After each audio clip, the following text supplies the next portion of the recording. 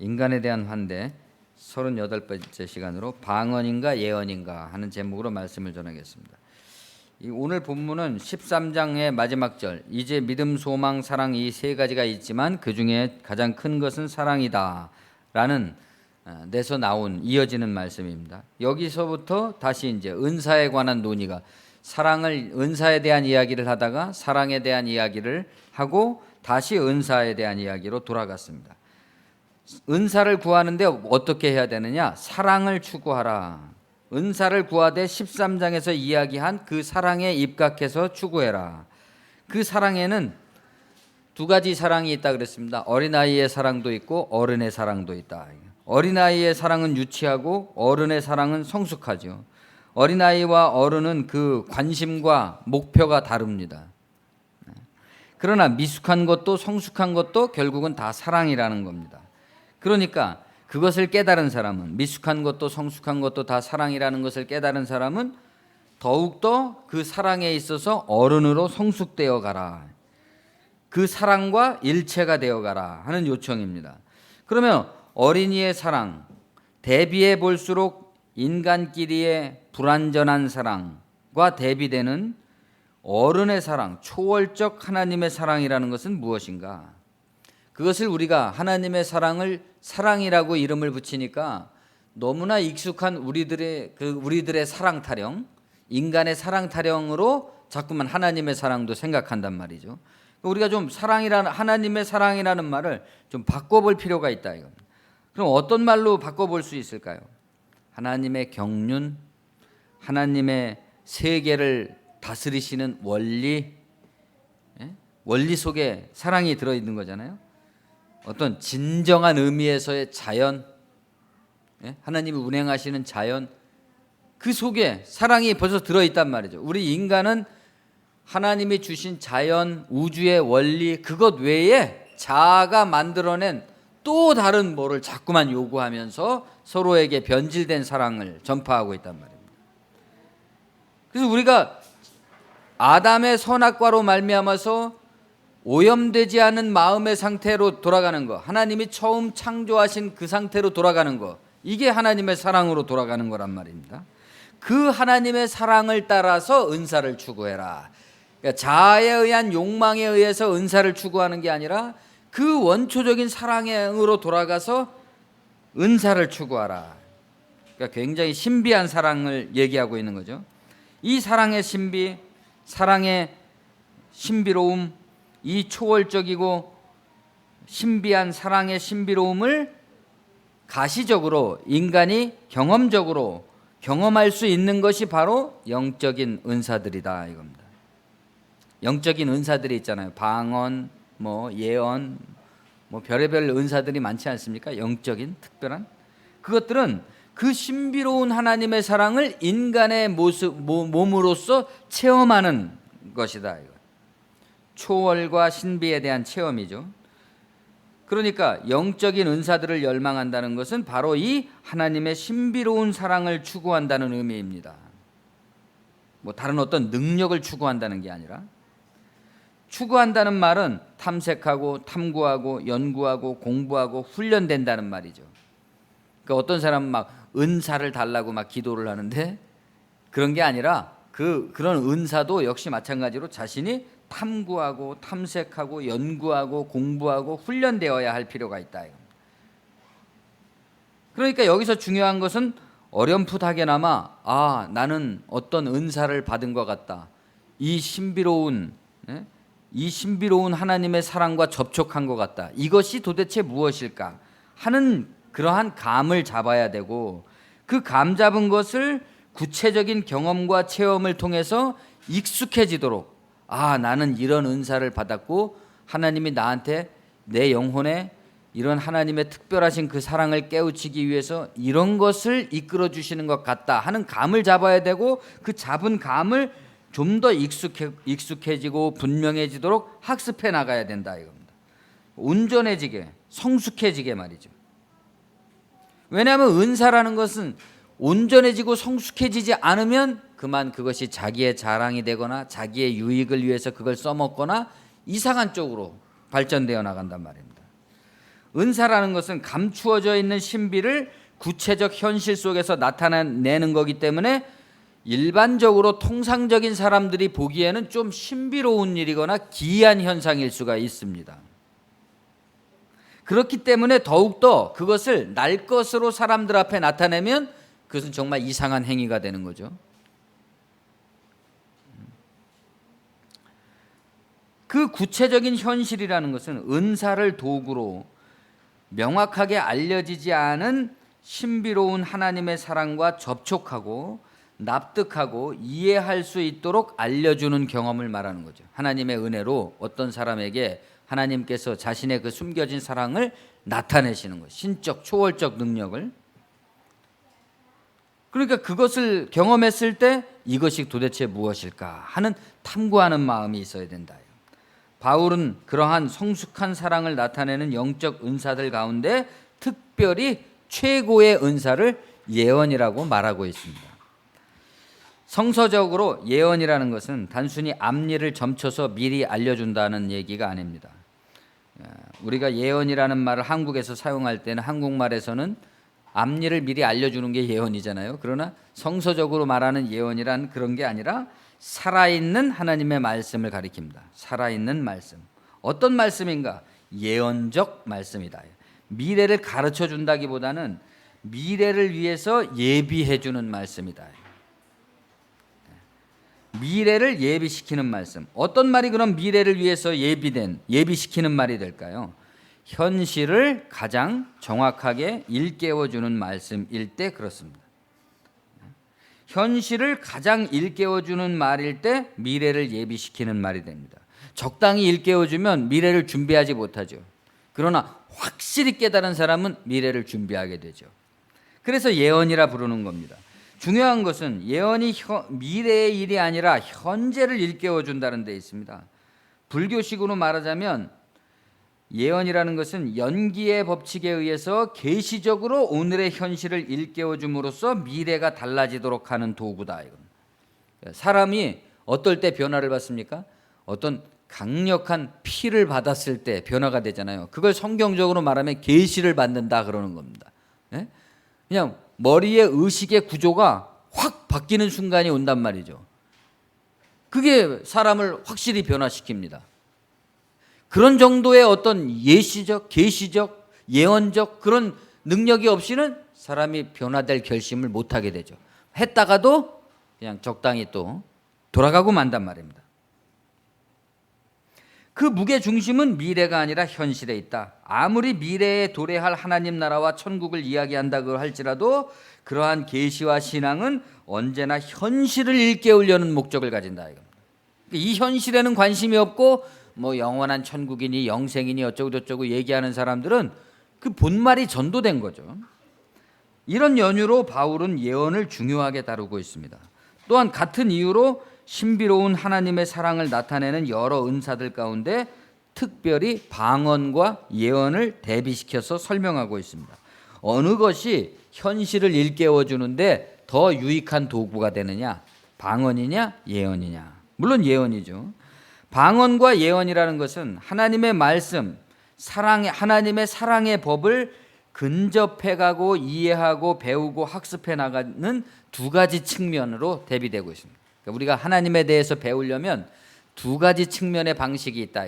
방언적 방식이 있고 예언적 방식이 있다. 둘 다 하나님의 사랑법에 근접해가고 하나님의 사랑을 이해하기 위한 탐구와 공부에 유익하단 말입니다. 그런데 방식에 있어서 좀 다르다 이겁니다. 이 두 가지는 신앙의 방식, 신앙인의 태도, 신앙적 모습에 있어서 비교가 되고 대비되는 은사의 대표다. 여러 은사들 중에 대표. 쉽게 말하면 어떤 신자들은 방언으로 대표되는 은사 위주로 하나님의 사랑을 체험하고 이해하고 신앙생활을 하고 교회를 만들어 갑니다. 그러나 다른 신자들은 예언으로 대표되는 은사 위주로 그것을 이해한다. 이해가 다르기 때문에 추구도 다르겠죠. 추구가 다르니 방식도 다르겠죠. 방식이 다르니 결과도 다르게 나타내겠죠. 이거를 우리가 좀 더 확대해 본다면 어떤 교회나 교파들은 방언적 은사 위주의 기독교를 전파하고 있고 어떤 교회들은 예언적 은사 위주의 교회를 전파하고 있습니다. 여러분은 어디에 속하는 신앙인입니까? 우리 교회는 어디에 속하는 교회일까요? 방언일까요? 예언일까요? 그러니까 우리는 여기서 방언과 예언이라는 것을 각각 하나의 개별적인 은사로 단순히 생각해서는 안 되고, 오늘날 기독교를 전파하는 신앙 형태의 일반을 가르치는 상징이다, 이렇게 여겨도 무방할 것입니다. 방언하는 자는 하나님께만 말하고 사람에게 하지 마십시오, 이렇게 말하고 있습니다. 앞서 우리가 방언과 예언으로 대표되는 신앙의 방식을 이해했다면 이 한마디 말이 의미하는 내용을 간파했을 겁니다. 방언을 말하는 사람은 하나님께만 말하고 사람한테는 그렇게 하지 마라. 방언적인 형태로 사람에게 직접적으로 얘기하면 안 된다는 거죠. 신앙을 그런 식으로 말하면, 그런 식으로 가면 신비주의 그런 데로 빠지는 거죠. 이단들이 많지 않습니까? 그런 신비주의 이단들이, 신비주의, 사이비 종말론, 이런 것들이 다 이런 형태죠. 그렇게 직접적으로 하지 마라. 방언 은사 위주로 하나님의 사랑을 이해하는 사람은 그것을 하나님께 향해서만 말하고 사람을 향해서 그대로 분출하고 발산해서는 안 된다. 왜 그런가? 이는 그가 영에게 비밀을 말하므로 아무도 알아듣지 못하기 때문입니다. 그렇죠? 방언으로 막 기도하는 사람은 자기도 잘 알아듣지 못하는 말을 하나님과 자기만 하고 있는 건데, 그것을 대중 앞에서 랄랄랄라든지 할렐루야든지 살라살라든지 이렇게 그냥 직설적으로 해버리면 자기도 못 알아듣는 것을 다른 사람들은 어떻게 알아듣겠습니까? 오직 자기 안에 들어있는 영이 인식도 인식하지 못하는 가슴 속에 쌓여있는 어떤 것들을, 어떤 말들을 하나님께 영으로 쏟아내는 것이다 그랬어요. 방언은 자신이 알아듣는 것 또한 쉽지가 않은 일일 텐데 자기도 알아듣지 못하면서 그것을 남에게 날 것으로 전파한다면 그것은 어불성설이 돼버린다.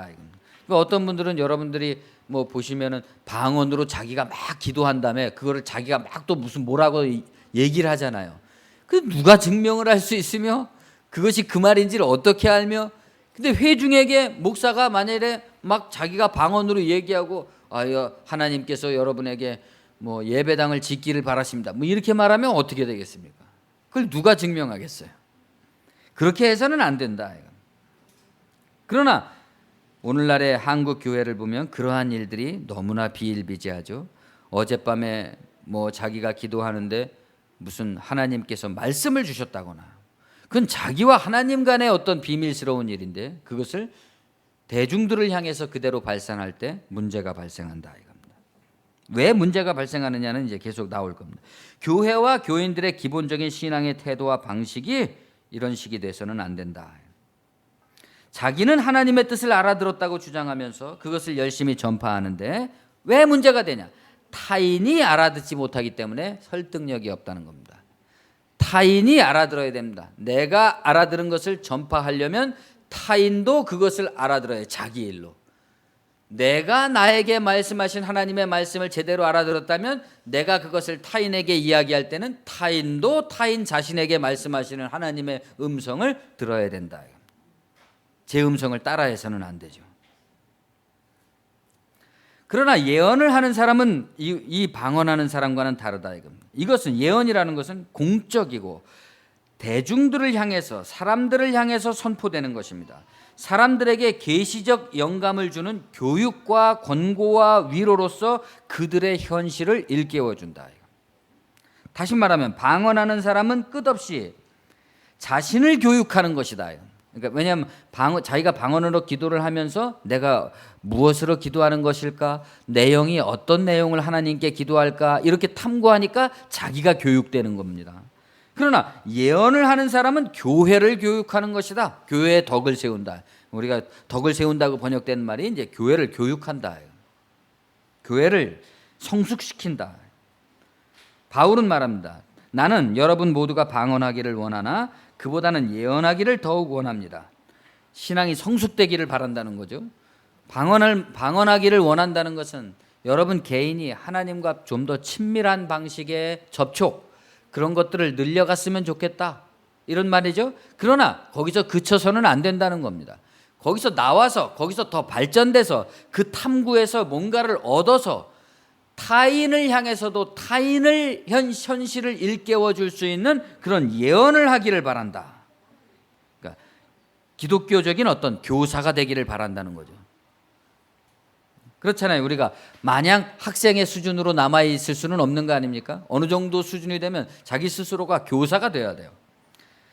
끝없이 자신을 교육하는 방언적 신앙에 머물러 있다기보다는 거기서 성숙해서 그것을 바탕으로 타인을 향한 예언적 신앙의 형태로 자라가는 것, 그것이 더욱더 성숙하고 원숙하고 진일보한 교육이 될 것이기 때문입니다.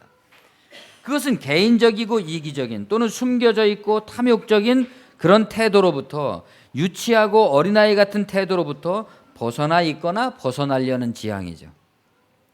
따라서 예언하는 자는 방언하는 자보다 더 크다 그랬습니다. 그러니까 방언으로 아무리 말하는 사람보다 예언을 하는 사람이 훨씬 더 우월하다. 통역이 되지 않으면 방언은 교회를 교육하는 데 적절한 은사가 되지 못하기 때문이다 그랬습니다. 그러니까 고린도 교회의 그 집사들 중에는 자신이 계시를 받았다고 자기 스스로 막 방언으로 얘기하고 또 자기가 그것은 뭐다 이런 식으로 교인들에게 막 하는 사람들이 있었단 말입니다. 오늘날과 같이.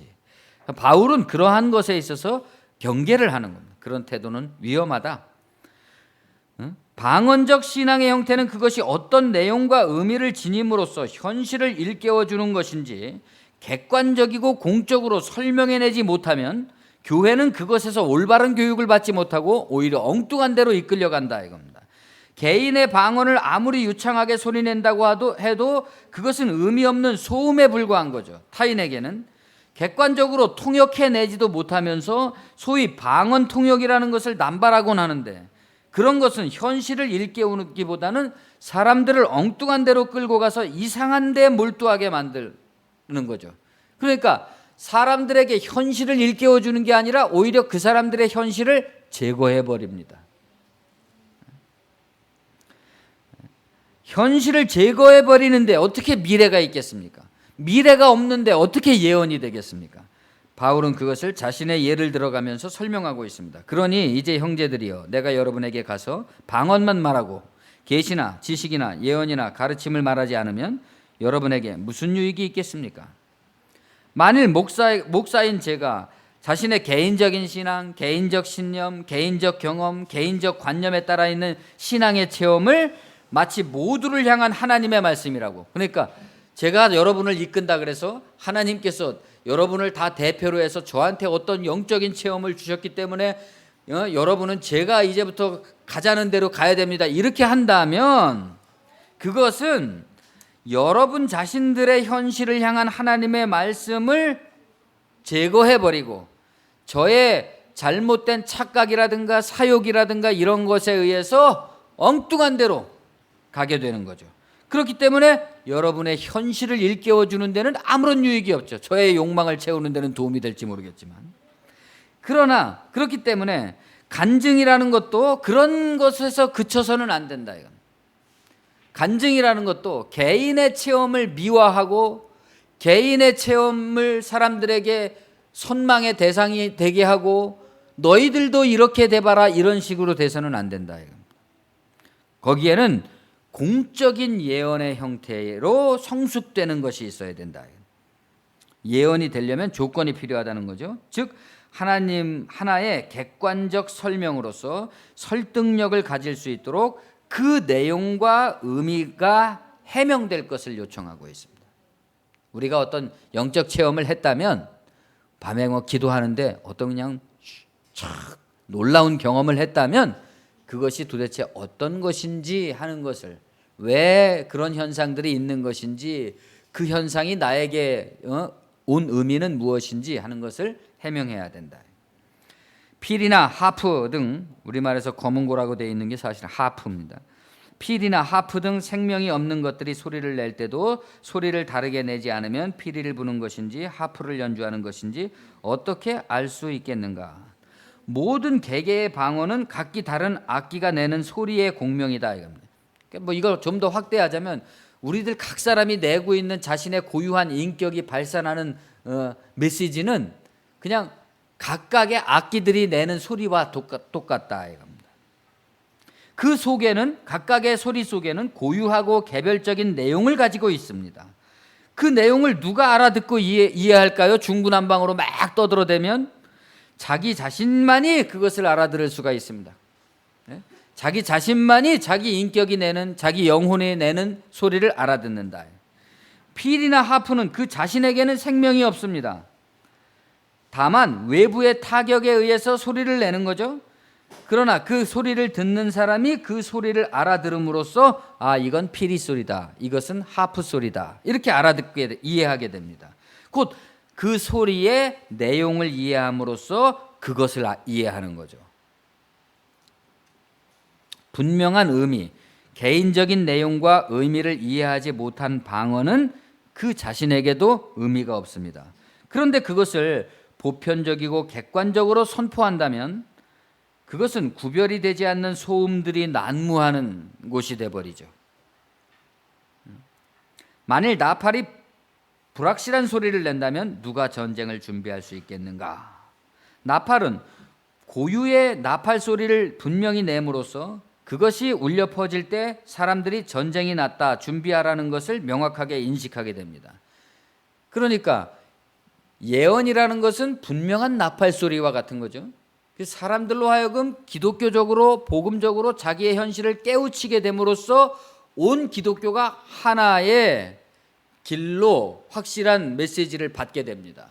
그러나 이 나팔 소리가 분명하지 않는 이런 방언적 신앙 형태 속에서는, 예언이 없을 때는 중구난방으로 수많은 목회자들이 자기의 방언적 신앙 형태에 따라서 엉뚱한 소리들을 하고 있으니까 교회가 하나의 예언적 형태를 띠지 못하고 수많은 방언적 소리로 난무해요. 이게 무슨 소리인지를 몰라요. 교회가 편의점보다 많은데도 불구하고 한국 사회에서 하나님 말씀이 분명하지가 않다 이겁니다. 인간의 보편적 현실을 환기시키는 것인지 분명하게 인식하고 말하지 않으면 그것은 다만 기독교적인 소음이 되어버린다. 자신의 기독교적 신념, 방언이 어떤 내용을 지니는 것인지, 어떤 의미의 연결고리 속에서 상대방에게 의미를 줄 수 있는 것인지가 밝혀지지 않으면 그것은 공허한 소리에 불과하다 이겁니다. 먼저는 자기 자신에게 자신의 인생이 공적인 하나님의 신비로운 사랑의 세계 가운데서 어떤 의미를 지니는 것인지가 미해결인 상태가 된다 이겁니다. 자기가. 그러니까 지가 방언을 하면서도 지가 열렬한 신앙을 가지고 있으면서도 끝내 자기가 누군지를 모른다. 네? 그런 사람들이 많이 있죠. 또 그러한 미해결의 상태로는 타인들과 관계를 제대로 가질 수가 없습니다. 그런 신앙을 가지고는. 그렇잖아요. 이것은 마치 어린아이가 어른들과 타인들과 깊은 인격적 관계를 가질 수 없는 것과 같습니다. 어린아이는 자기의 편협하고 협소한 생각 속에서 오직 자기 주장만 자꾸 하려고 그러니까 거기서 어떤 인격적 교감을 가질 수가 없죠.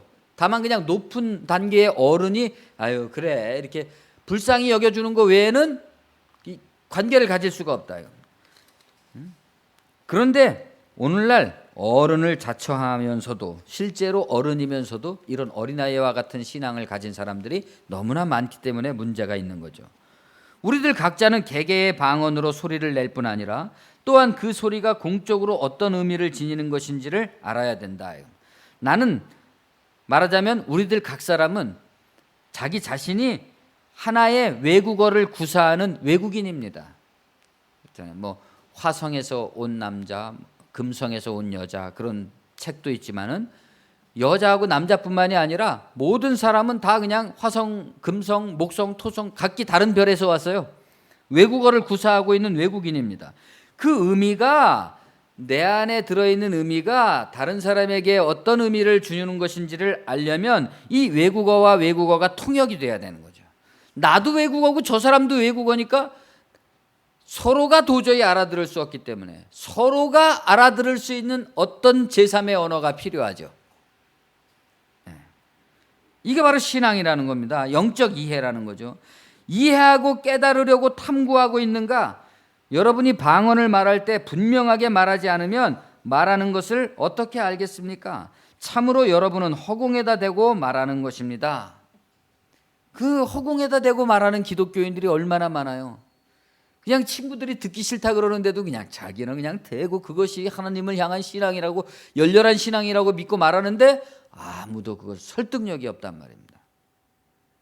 인간관계에 있어서, 인생에 있어서, 신앙에 있어서 이와 같이 허공에 대고 말하는 것처럼 무의미한 경우들이 많다는 거죠. 물론 자기 자신은 자기가 내고 있는 소리, 자기가 내보이고 있는 인간관계, 자기가 표현하고 있는 인격의 모습 같은 것들이 굉장한 의미를 지닌다고 스스로 믿고 있을 겁니다.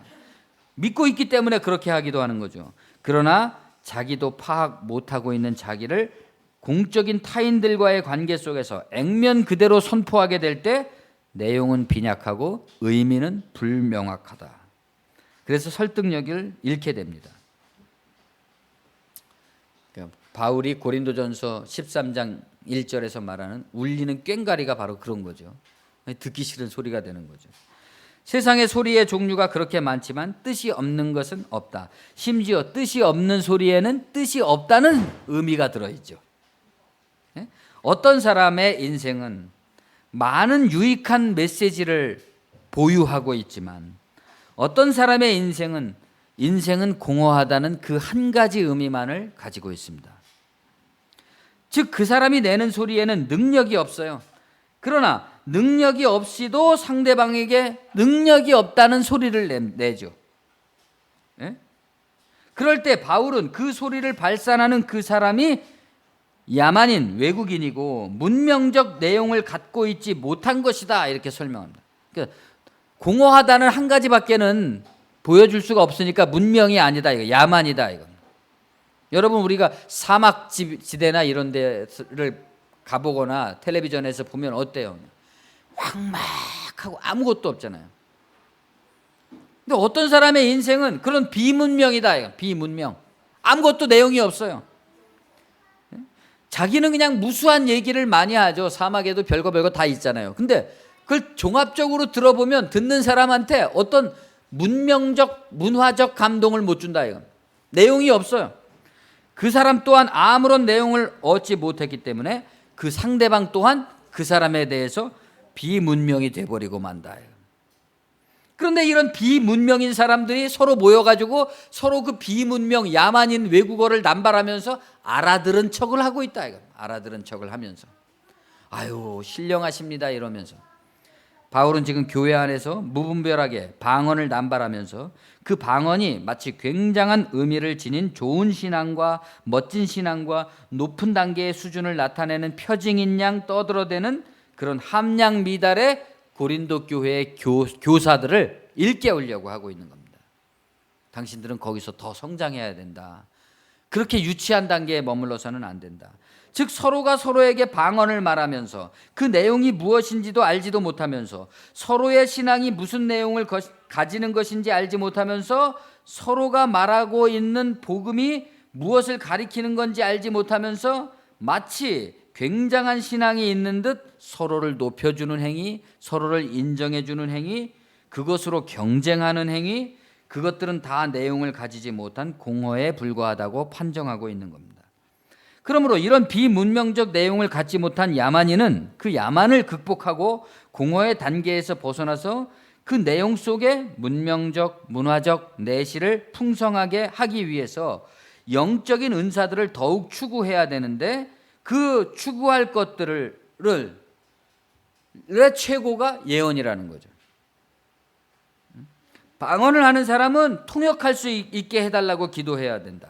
방언은 이해 가능한 것이 돼야 된다. 자기가 무슨 내용으로 기도하는지. 한국 교회에는 이러한 방언적 태도의 신앙을 가진 사람들과 그것을 또 남에게 통역한답시고 하는 무수한 능력자들을 그동안 양산해 왔습니다. 비단 방언만을 말하는 게 아니에요. 그 어떤 것일지라도 목사들이나 교회의 중진들이나 이런 사람들이 자기의 신앙이 남보다 우월하다는 걸 나타낼 때 항상 이런 방언적 신앙의 태도, 신비주의적 태도, 남에게 설명 가능하고 이해 가능하고 설득 가능한 방식이 아닌 방식으로 그래서 좀 자신은 남과 유별나다는 식의 그런 태도, 그런 성도들을 양산해 왔다 이겁니다. 그러나 방언도 통역도 그 사람들의 신앙의 태도도 설득력을 갖지 못합니다. 설득력을 갖는 것은 결국 뭐예요? 삶의 현실이잖아요. 삶의 인격이잖아요. 삶의 실천이지 않습니까? 그 실천과 인격과 이런 것들은 어디로부터 나옵니까? 사람이 변화되는 데서 나오는 것이고, 사람의 변화는 어디서 나옵니까? 계시로부터 나온다. 예언으로부터 나온다. 예언적 계시가 없이는 사람이 바뀔 수가 없고, 바뀌지 않은 사람이 아무리 신령한 짓을 흉내낸다고 할지라도 그것은 설득력과 일관성을 갖지 못한다. 그러면 진정한 방언이란 무엇이냐? 그 방언은 영의 기도다, 영의 말이다 그랬습니다. 영의 말이기 때문에 우리가 자신의 두뇌로도 인식을 못해요. 자기 가슴 속에, 자기 육체 속에 깃들어 있는 영혼이 그 갈망을 표현하는 것이기 때문에. 여러분 중에 방언을 하시는 분도 있고, 방언을 아직 모르시는 분도 있을 수 있고, 아니면 방언하는 사람을 보신 분도 있겠지만, 그 방언이라는 것은 별다른 게 아니라 자기 마음을 가장 속에 들어있는 그런 것이 분출해내는 소리다. 분출해내는 소리. 그렇기 때문에 자기도 무슨 얘기를 하고 있는지 모르지만 자기가 그것을 집중하면서 하다 보면 감성적으로, 영적으로 느낀다. 무슨 얘기를 하고 있는 건지, 내가 뭐가 분출되는 건지. 그래서 그것이 깊어지고, 그 명상이 깊어지면 자기의 방언이 무엇인지를 저절로 알게 된다. 알게 되니까 벗어나는 거죠, 그 고통으로부터. 그래서 영의 말입니다. 어떤 사람들은 방언은 천사의 말이라고 이런 식으로 얘기하는데, 그건 아주 생뚱맞은 해석이죠. 성경을 모르기 때문에 그러는 겁니다. 그래서 영의 말이기 때문에 인식 가능한 형태로 곧바로 통역되는 게 아닙니다. 자기도 내 마음 나도 몰라잖아요. 내 마음을 내가 알려면 오랜 시간 관찰하고 이해하고 그래야 돼요. 다른 사람을 이해해 주는 것과 똑같습니다. 우리가 타인을 이해하지 못할 사람을 이해하려면 그 사람을 오래 관찰하고 관용하고 너그럽게 이해하면서 그 사람의 입장에 서서 생각하고 그래야지만 이해가 되는 거죠. 그렇기 때문에 자기 자신도 마찬가지로 자기 자신의 입장으로 돌아가서 판단과 정죄를 그치고 내가 어떤 고통을 겪었는지 그것을 다시 생각하면서 이렇게 할 때 자기 마음이 왜 이렇게 살 수밖에 없는지, 이런 인격의 모습을 나타낼 수밖에 없는지 하는 것을 이해하게 되는데, 그 방언이 도움을 준다. 자기를 교육하는데. 그렇기 때문에 방언이라는 것은 지적인 것이 아니라 감성적인 분출이다. 자기 내면으로부터 끌어오르는 감성적인 내용, 감성적인 격정이 내포하고 있는 그 내용을 언어로 변환시켜서 설명하려면 관찰력과 인내력과 이해심이 요구됩니다. 즉 자신의 방언으로서 자기 마음이 열매를 맺기까지 이르려면 그 방언이 자신의 어떤 내면의 현실을 일깨워주고 있다는 것을 감을 잡아야 되는 거죠. 내가 주로 하는 방언의 내용은 내가 이런 거야. 나는 내 인격 속에는 이런 미스테리한 비밀, 풀리지 않은, 해결되지 않은 문제, 이게 나야. 이런 내 자아의 근본적인 핵심적인 문제는 이거야 하는 걸 감을 잡아야 된다. 그래서 거기에 하나님의 뜻이 있거든요. 그걸 해결함으로써 자기 영혼이 어떤 내용을 감정적 걱정들, 갈망들, 고통들, 어떤 끊임없는 공부, 기쁨, 열망들을 가지고 있는가를 이해해야 됩니다. 그럼 자기 안에 들어있는 아주 아기 때부터 엄마 아빠와 접촉하면서부터 나에게 형성된 그 자아 속에 들어있는 최초의 미스테리가 밝혀져요. 나의 달란트가 밝혀집니다. 그렇지 못하고 단순히 방언을 쌀라쌀라 하는 것으로는 공허에 불과하다. 그러면 어떻게 해야 될까? 방언을 어떤 식으로 해야 될까? 방언으로 계속 기도하고 또 마음으로 기도해야 된다. 그러니까 쌀라쌀라도 하지만 그것이 무슨 어떤 격정을, 어떤 근심을, 어떤 공포를 어떤 내용을 포함하는 것인가를 알아내려고 주의를 집중해야 된다. 마음으로도 정신적 사색과 사유로도 자기 마음을 들여다보는 인식적 태도로도 기도해야 된다. 그럴 때 영의 기도와 마음의 기도가 딱 만나는 순간은 자기가 진정한 계시를 받는 순간이겠죠. 우리는 내 영혼 속의 기도와 간구와 고통 혹은 찬송과 기쁨과 감사가 곧 자기 마음으로도 열매를 맺게 되고 타인에게도 설득력을 지니게 되어 그로 하여금 아멘할 수 있게 되는 거죠. 그럴 때. 그렇죠? 자기가 자기의 그 방언의 내용을 인식적으로 깨닫게 되었을 때만 그것을 타인에게 간증을 하게 될 때 그 타인도 열매를 맺게 되는 거죠. 그렇지 않고 자기가 깨닫지도 못한 것을 타인에게 그냥 나는 이런 신령한 경험을 했다고 얘기하면 아무 소용없다. 이러한 영적인 가르침은 우리의 신앙 전체로 확대되어서 이해되어야만 됩니다. 우리의 신앙이 방언적 신앙이 될 때 상대방들은 우리의 신앙의 그 내용을 알아들을 수가 없습니다. 이해되지 못했기 때문에 전혀 동의할 수 없습니다. 비록 나 자신은 깊은 신앙심을 가지고 깊은 신앙을 지닌 신령한 영성 생활을 한다고 하겠지만 다른 사람한테는 그것이 납득되지도 않고 전달되지도 않는다. 이해도 안 되고 유익함을 주지도 못하는 신앙을 계속해서 날 것으로 떠들어댄다면 그 사람들은 우리 기독교인을 미쳤다고 할 것입니다. 그렇겠죠? 듣기 싫다고 비난할 겁니다. 우리는 이와 같은 이유로 지극히 열심 있는 신앙인들이 심지어는 같은 신앙인들끼리도 왕따를 당하고 관계가 파탄되는 경우들을 많이 보죠. 너무나 쟤만 만나면 아주 골치 아파. 안 통하는 말을 방언으로 떠들고 있는 거예요. 외국어로 혼자서. 바울은 다시 자신의 예를 들어서 말하고 있습니다. 제가 하나님께 감사드리는 것은 제가 여러분 누구보다 방언을 더 많이 한다는 것입니다. 저는 이러한 개인적 영성체험, 개인적 영성훈련 이런 것들을 누구보다 많이 경험하고 학습해왔다 이런 말이죠. 익숙하게 단련되어 왔습니다. 그러나 그렇다고 나의 개인적 경험을 직접 교회에 대고 해당도 안 되는 타인들에게 방언으로 선포하진 않습니다. 그렇죠? 네. 자기의 경험을 그걸 경험해 보지도 못한 타인들한테 날 것으로 막 얘기하진 않는다. 마찬가지로 교회에서 여러분이 남을 가르치기 위하여 깨달은 마음으로, 깨달은 마음이라는 건 뭐예요? 자기가 개인적 방언적 그 영성 생활을 통해서 자기의 지적 사유와 그 감성적 그 분출이 결합됐을 때, 계시로 이것을 확실히 알게 됐을 때, 그 깨달은 마음, 깨달은 5마디를 하는 것이 1만 마디 방언으로 말하는 것보다 나은 것입니다. 여기서 말하는 다른 사람이 알아들을 수 있는 5마디의 말, 이것이 바로 예언이죠. 다른 사람들로 하여금 자신의 현실을 일깨워 줄 수 있는 말입니다. 그냥 저 사람은 자기 얘기를 하는데 듣는 내가 나의 현실을 딱 일깨워지는 거예요. 내 얘기야 저건. 그래서 그들로 하여금 미래를 예비케 하는 말, 그런 명확한 말을 할 것을 저는 바라고 있습니다. 방언을 하지 말라는 것이 아니죠. 개인의 영성 추구는 반드시 필요하고 계속 깊어져 가야 되고 확실해지고 익숙해지고 온전해지도록 추구해 나가야 됩니다. 그러나 그것도 중요하지만 거기서 더 나아가라. 지금 한국교회에게 너무나 필요한 말이잖아요.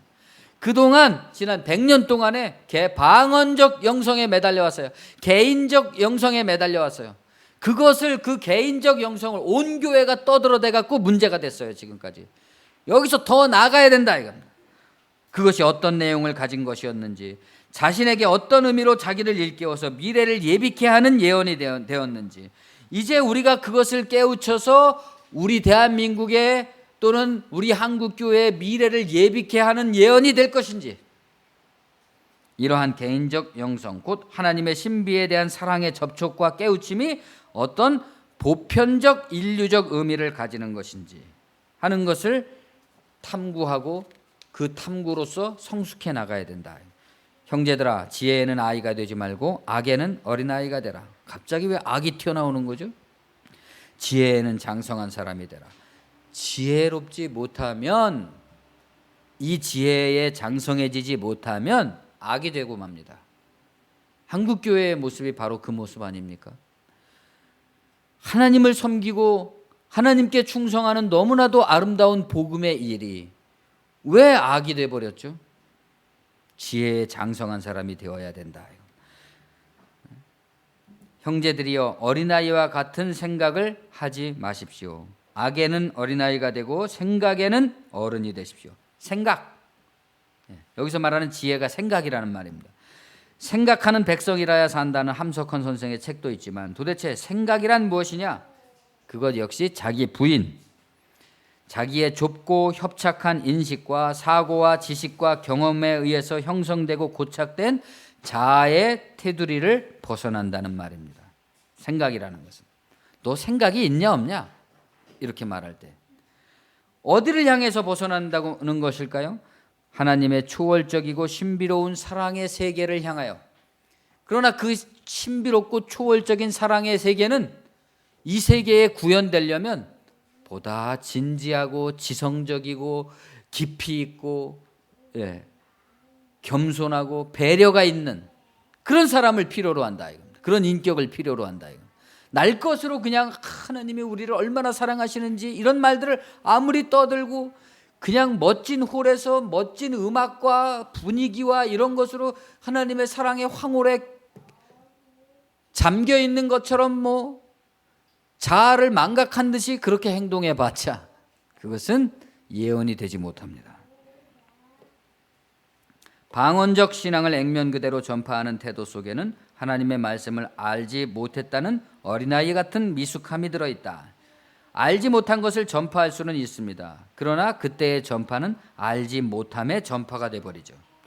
타인의 선생이 되고 싶다고 해서 우리가 일천한 지식을 가지고 선생 노릇을 할 수는 없습니다. 상대가 받아들이지도 않고 나에게 설득력이 없는데도 계속 선생 노릇을 하려는 태도는 교만이기 이전에 벌써 착각이죠. 하나님을 전파하고 그리스도를 증거하는 일이 비록 중대하다고는 하지만 여기에도 효율이 있어야 되지 않겠습니까? 우리가 청중을 고려할 줄 알아야 되는 거죠. 그러니까 어떤 사람은 어떤 사람들의 모임이 있을 때 상대방들이 자기 말을 어떻게 생각하는지를 도무지 이해 못하고 계속 떠드는 사람이 있잖아요. 예?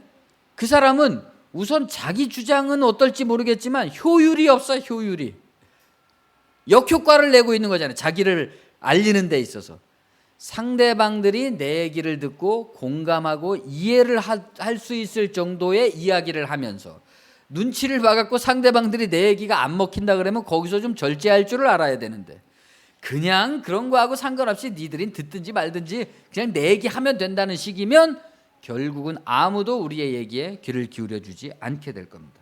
그런 사람은 외로워지죠. 우리 기독교의 현 상황이 그런 상태라는 거죠. 가장 먼저는 우리들의 믿음을 보편적인 것으로 알아먹을 수 있고 써먹을 수 있는 것으로 바꿀 수 있는 지혜가 필요하다. 예? 이 세상에 지금 현 시대 대한민국에 안 믿는 사람들이 우리 기독교를 기독교는 저런 거야 라고 이해할 수 있는 현실의 가시적인 형태의 실천적 삶의 모습, 개인적으로나 교회적으로나 어떤 사람이 방언을 말한다면 그것은 그 사람이 믿는다는 것을 나타내는 불신자를 위한 표징이 된다 그랬습니다. 그러니까 어떤 사람이 방언을 말하는 것을 보면 불신자가 저 사람 기독교인이구만 이렇게 이해한다는 겁니다. 예?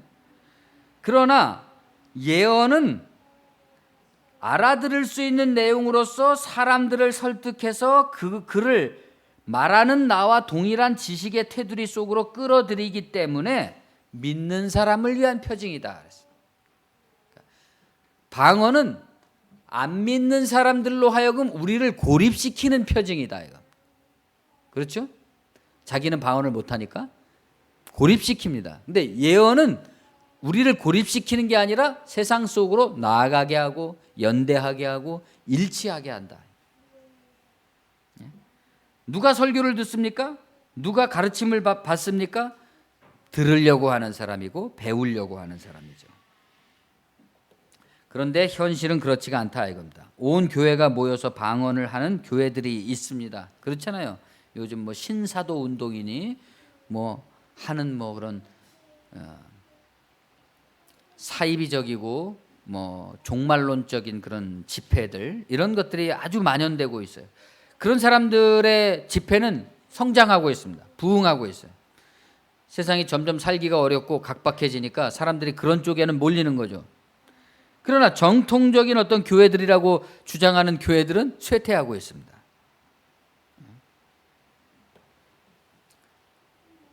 그것은 마치 외국인들의 집단과 같이 이해되지 않을 일들이 벌어지고 있기 때문이죠. 교회가. 예? 그런 이단적인 교회들이나 정통을 표방하는 교회들이나 자기들끼리 떠드는 외국인이 되는 데 있어서는 마찬가지다. 비단 신앙에 관한 것뿐 아니라 교회의 온갖 형태의 모습들이 그렇다는 말들을 우리가 무수히 듣고 있습니다.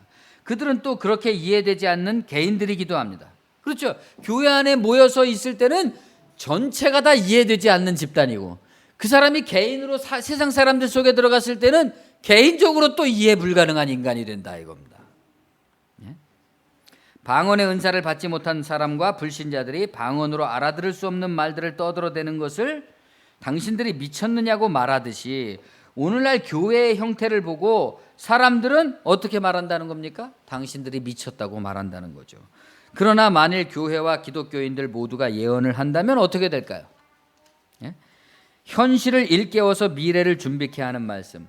우리나라의 모든 교회와 기독교인들이 이러한 예언에 깨어 있다면, 그래서 그것을 주일마다 선포하고 확산시키고 또 그 사람이 그런 예언에 의해서 자기 현실을 환기하게 된 신자가 세상 속으로 들어가서 그러한 실천의 인격에 변화된 삶의 모습을 보인다면 어떻게 될까요? 세상은 우리의 말을 이해하고 알아들을 수 있게 될 겁니다. 적어도 동의하진 않을지라도 우리가 무슨 말을 하는 것이고 우리가 무엇을 믿는 것이고 어떤 세상을 지향해내는 것인지를 알아듣게 될 겁니다. 믿지 않는 자들이나 방언 같은 은사를 받지 않는 사람, 아는 사람들도 자신들이 알아들을 수 있는 말로서 선포되는 예언의 말씀에 귀를 기울이게 될 것입니다. 그러면 그때야말로 듣든지 아니 듣든지 때를 얻든지 못 얻든지 우리는 살아있는 하나님의 말씀을 세상에 울려 퍼지게 할 수가 있는 거죠. 그렇죠? 우리가 분명히 지향하는 하나님 나라가 있고 내가 분명히 지향하는 하나님의 인격이 있고 그렇다면 내가 비록 그것을 실패하거나 그것에 미숙하거나 그렇다고 할지라도 두려움 없이 담대히 우리는 그것에 대해서 자기 고백을 할 수 있는 거죠. 그러면 우리의 정직한 자기 고백이 그 사람에게 예언이 되는 거죠. 로마 제국에서 만약에 우리 한국의 모든 기독교 교회가 기독교인들이 이러한 예언적으로 깨어있는 예언을 하는 교회와 기독교인이 된다면 어떤 일이 벌어지겠습니까? 장래에 미래가 준비되겠죠. 로마 제국에서 사도 바울과 그들의 신앙의 동료들에게서 일어났던 일이 벌어지는 겁니다. 바울이 처음 복음을 전할 때는 비록 얼마 되지 않는 극소수의 사람에게 전파했지만 결국 어떻게 됐습니까? 로마는 기독교인들을 박해하고 죽였지만 결국 그 예언의 말씀을 계속해서 듣다 보니까 안 들은 척을 할 수가 없게 됐습니다. 진실이니까. 그것이 진리인 이상 로마는 기독교 국가가 될 수밖에 없었던 거죠. 물론 비록 정치적 수단에 의해서 그렇게 돼버렸지만 알아들을 수 있는 진리의 말씀이 선포될 때 사람들은 각자 자기의 현실을 깨닫게 되고 미래를 대비하게 됩니다. 생각하는 사람이 됩니다. 그 생각으로 책망을 받고 그 책망으로 사색을 하게 됩니다. 그리고 양심의 시험을 지속적으로 받게 되죠. 누가 하나님이 인간에게 심으신 양심을 끝까지 거역할 수가 있겠습니까? 어떤 사람이? 지금 사람들이 양심 없이 행동하는 것은 예언이 없기 때문이에요. 양심을 지속적으로 찌르질 않기 때문에 찔려도 그냥 한 번 대충 찔리다 말기 때문이죠. 그러나 계속해서 찔리면 세상은 바뀌지 않을 수가 없는 거죠. 무수한 연단을 통해서 개인이든 세계든 세상이든 진리에 굴복하고 진리로 변화되며 진리에 근접해 갈 수밖에 없을 겁니다. 예언의 말씀을 통해 자기의 마음들의 비밀들이 드러나게 되고 자기도 몰랐던 것들을 깨닫게 되고 결국에는 우리가 전파하려고 하는 하나님께 경배하며 확실히 하나님이 우리 가운데 계신다 이렇게 고백할 것이다 라고 바울은 말하고 있습니다. 예언을 통해서. 그렇기 때문에 우리가 지금 어떤 것에 힘써야 되겠는가? 왜 한국교회와 기독교인들은 신뢰를 잃었는가? 어떻게 이것을 회복해야 될 것인가? 신앙생활에 있어서 여러 가지 내용이 있잖아요. 교회에 오면 찬양도 있고 계시도 있고 방언도 있고 통역도 있고 예배도 있고 성경 공부도 있고 선교도 있고 봉사도 있지만 그중에서 가장 중요한 것은 타인을 교육할 수 있게 되는 예언적 수준에 이르는 것이다. 예언이 살아있을 때 교회는 비로소 교회가 됩니다.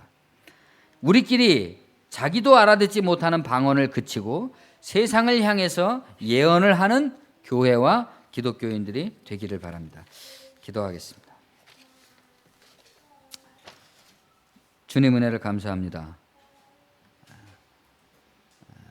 지난 100년 동안의 한국교회의 모습 속에서 세상이 교회의 메시지를 이제는 도저히 이해하지 못하고 교회에서 벌어지는 일들을 납득할 수 없다고 말하는 이런 지경에 도달했습니다.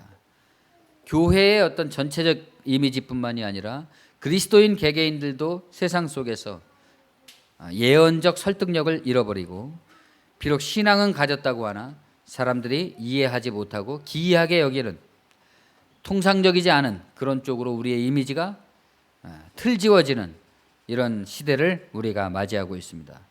주님, 한국 사회의 여러 병폐의 모습들 가운데 교회가 예언적으로 깨어 있어서 교회가 직접적으로 세상을 바꾸려고 싸움터에 나서는 것이 아닐지라도 예언에 살아있는 말씀으로서 세상을 변화시킬 수 있는 이 지속적이고 평화로운 방식의 변화의 동력을 우리가 깨우칠 수 있게 도와주시고 우리 그리스도인들이 각자 자기의 방언적 신앙의 형태 속에서 신앙을 키우고 성숙시키되 그것이 예언적 형태로 우월하게 자라나갈 수 있는 그러한 성숙함이 우리에게 있도록 인도하여 주시옵소서. 예수님의 이름으로 감사하며 기도합니다.